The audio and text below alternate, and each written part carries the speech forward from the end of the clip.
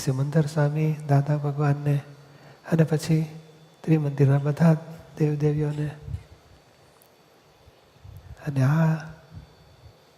આ કાળની વિચિત્રતા તો અત્યારે એવી થઈ છે કે એટલા બધા બહારથી વિઘ્નો કે દુઃખો આવી પડ્યા છે. એવું પૂર આવે 1 સેકન્ડમાં, અડધી મિનિટમાં તો આખું ગામ સાફ થઈ જાય. કેટલાય માણસો મરી જાય.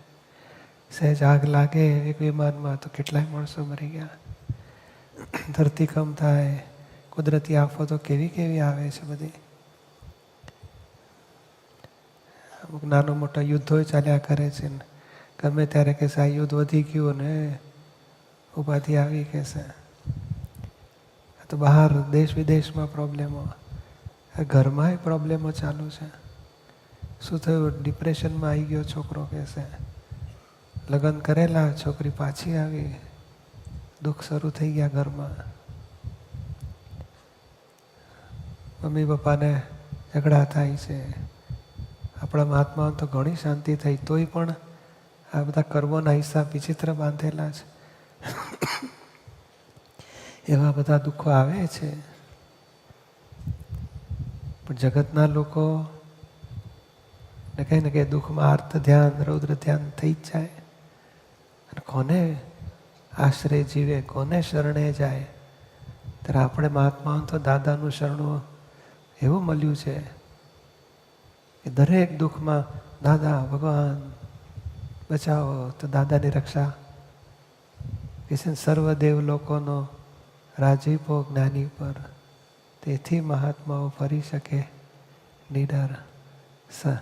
કોઈ પણ મહાત્માનો ઉપસર્ગ આવે કે પરિસ આવે, ઉપસર્ગ એટલે બહારથી દુઃખો આવી પડે કે મહીથી દુઃખો ઊભા થાય, દાદાની રક્ષા, દેવદેવીઓની રક્ષા હાજરા હજુર મહાત્માઓ અનુભવે છે. કોરોના કાળથી તો જોયું જ છે, બધા દુઃખોમાં કોઈ ઘરની વ્યક્તિ પાસે ના આવે. મિત્ર મંડળ કે કુટુંબીજન તો ના હોય, પણ ઘરનો વ્યક્તિ પણ એકલો પડી ગયો તો કે ના દાદા મારી જોડે છે ને. એટલે દાદાના આશ્રિત થયે જબરજસ્ત રક્ષણ રહ્યા જ કરે છે. રક્ષા બંધન આપણે બાંધીએ કે ના બાંધીએ, પણ દાદાની રક્ષા તો આપણને જ્ઞાન લીધું ત્યારથી દાદાને યાદ કરીએ, દાદાની રક્ષા ભલ્યા જ કરે છે. શારીરિક દુઃખો આવે કે માનસિક દુઃખો આવે કે બહારથી ઉપાધિ આવે, બધામાં મહાત્માઓને જબરજસ્ત આધાર છે દાદાનો. એ છે ને દાદાનું અનન્ય શરણો, આશ્રિત થયા દાદાના. અને એ આશ્રિતપણામાં દાદાના શરણે છીએ. જાણે બચ્ચું માની હૂંફમાં જીવતું હોય ને એને બહાર દુનિયામાં શું ચાલે કે માં છે ને મારે, નિરૂમા અને દાદા છે ને મારે માથે, મારી સાથે. તો એ દુઃખો આવે છે બધા, આધિવ્યાધિ ઉપાધિ આવે કે બહાર ઘરમાં કે કુટુંબમાં કે આર્થિક રીતે કેટલાય પ્રોબ્લેમ આવે છે મહાત્માઓને, પણ ક્ષમતા ભાવે દાડા કાઢી શકે છે દાદાના આશ્રિત છે એ માટે. અને આ દાદા ઠેઠ મોક્ષે જતા સુધી આપણી રક્ષા કરે એવું છે.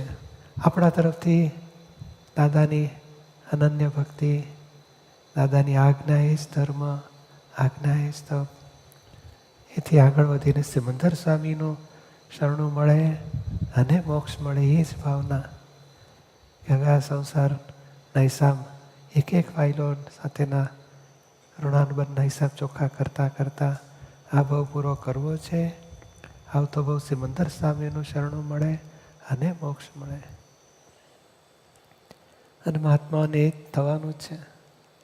સહાયક સંકિતધારી ખરેખર તો એકાવતારી થાય, પણ તોય આપણે કંઈક હિસાબ બાકી રહી ગયો હોય તો બહુ ત્યારે 2 કે 3 અવતારી. કારણ હવે હિસાબ કેવા રહે છે? જગત કલ્યાણની ભાવના થઈ છે. એ કાર્યમાં સહકાર આપીશું ને 1-2 અવતાર પૂરા કરીને મહાવિદયન ત્યાંથી મોક્ષે જઈશું. એટલે જ્ઞાનીને શરણે ગયા નિરાશ